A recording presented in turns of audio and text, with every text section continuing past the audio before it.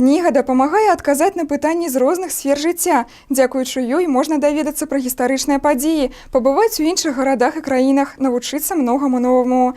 Чытаць кнігі любяць і дарослыя, і дзеці, а на час вясновых канікул школьнікаў традыцыйна выпадае і тыдзень дзіцячай і юнацкай кнігі.